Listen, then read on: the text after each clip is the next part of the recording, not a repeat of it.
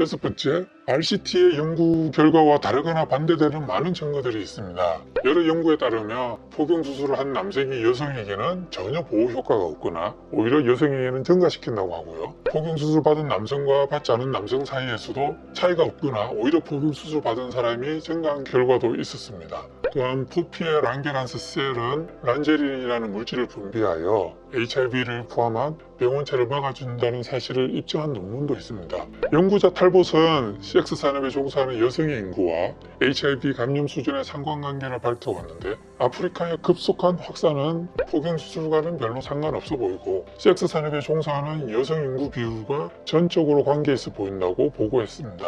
일곱 번째, 연구의 윤리적인 문제점도 있습니다. 자, 특정한 가정을 가지고 피실험자에게 잘못된 편견 등을 심어가며 할 수밖에 없는 저런 아프리카 연구들은 선진국에서는 용인되기 어렵습니다. 생각해 보시죠. 가령 포경수술이 성기능에 미치는 영향이 없다는 가정하에 실험을 진행했는데 심각한 악영향을 미친다는 결과가 나온다면 어떻게 되죠? 약물 실험이라면 약물을 중단하면 어느 정도 시간이 흐른 후에 회복이 될 수도 있지만 포경수술은 이미 잘라버린 포피를 어떻게 되돌린단 말입니까? 그래서 포경수술 신봉자들은 아프리카에 가서 순진한 사람들을 안심시켜가며 연구를 진행했던 것입니다. 그리고 설득을 할 때도 포경수술은 아무런 영향을 미치지 않거나 오히려 더 좋은 영향을 미친다고 설득을 했을 겁니다. 이런 종류의 실험은 용인되기 어려운 실험임에도 불구하고 남성의 포경수술에서만 용인되고 있는 실정입니다. 만약 제가 여성들을 대상으로 소음순 절제가 에이즈를 예방한다는 가설하에 여성 실험자를 모집한다고 하면 어떻게 될까요?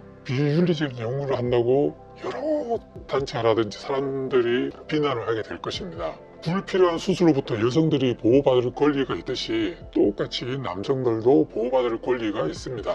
왜 여성이 하려는 반대하면서 남성의 포경수술에서는 정반대의 잣대를 들이대는 것일까요? 여덟 번째, 혼란 편견들이 많습니다. 드라이섹스, 여성 할례, 성기계양 등도 HIV 감염에 영향을 미칠 수 있어 충분히 검토되어야 합니다. 드라이섹스라는 용어는 사하라 사막 이남 아프리카에서 일상적으로 행해진다고 합니다. 여성은 질을 말리기 위해 질 윤활유를 흡수하기 위한 여러 가지 물질들을 질 속에 넣는다고 합니다. 이런 관습이 HIV 감염의 원인이 되는 찰과상과 열창 등을 유발시킵니다. 포경수술 또한 질 윤활유를 잘 보존하지 못하게 하며 마찰을 증가시킴으로써 질 찰과상을 입히게 됩니다.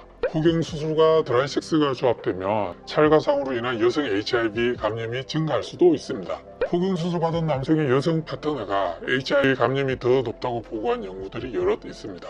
포경수술이 설령 아프리카에서 HIV 감염에 효과가 있다고 가정하더라도 선진국에 똑같이 적용하기에는 무리가 있습니다.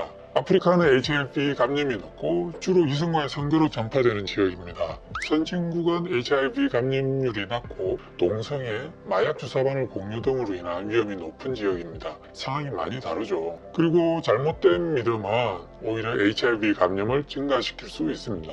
연구에 참여한 사람들은 HIV 감염을 예방할 수 있다는 생각에 포경수술을 받았을 것입니다. 따라서 수술한 사람들이 HIV에 대한 방어력이 있다는 잘못된 믿음을 갖고서 콘돔 같은 검증된 방법을 사용하지 않고 부적절한 관계를 가질 시에는 더 많은 HIV 감염이 발생할 것입니다. 11번째, 콘돔 사용을 끊을 수 있습니다. 포경수술을 하게 되면 기술은 점진적으로 각질화가 진행됩니다. 그러면 본래의 감각을 잃어버리게 되어 적절한 성적 자극이 뇌에 제대로 전달이 되지 않아 콘돔 사용을 끊게 될 수 있습니다. 가장 확실한 예방법인 콘돔 사용을 끊게 되면 HIV 감염은 오히려 증가할 수 있습니다. 설령 포경수술이 HIV 감염을 감소시킨다고 해도 어차피 확실한 방법인 콘돔 착용은 필수입니다. 결국 비용은 증가할 수밖에 없습니다. 마지막으로 아이들에 대한 포경수술 연구는 아동학대에 가까운 심각한 인권 침해입니다. 아이들은 온전한 몸을 가질 권리가 있습니다. 미성년자의 의사와 무관한 포경수술은 정당화될 수 없는 인권 침해입니다. 필리핀이나 아프리카의 단체 포경수술 동영상을 보시면 단순한 인권 침해가 아니라 아동 성학대라고 해도 과언이 아닙니다. 저 아이들 중 진정 자신이 원해서 포경수술 받는 아이가 얼마나 있을까요? 말이 나온 김에 호주 본더 대학이 필리핀 아동을 대상으로 한 연구 결과를 잠깐 말씀드리겠습니다. 이 연구에 따르면 필리핀에서 종교의식적으로 포경수술 받은 소년의 70%가 외상 후 스트레스 장애, 즉 PTSD 진단을 받았고요. 의학적 포경수술을 받은 51%의 소년들 역시 외상 후 스트레스 장애를 진단받았습니다. 정말 충격적인 결과인데요. 실제 영상들을 보시면 보는 사람들도 충격을 받을 정도이니 그런 환경에서 포경수술 받는 아이들이 외상 후 스트레스 장애를 겪는 것은 당연하다고 생각합니다. 우리나라도 포경수술로 고통받는 남성들이 적지 않습니다. 포바인이 운영하는 사이트에는 많은 남성들이 포경수술 후 육체적 심리적 스트레스를 호소합니다. 심한 경우는 수술을 강요한 부모나 의사를 죽이고 싶다고까지 극단적인 표현을 하는 경우도 적지 않습니다.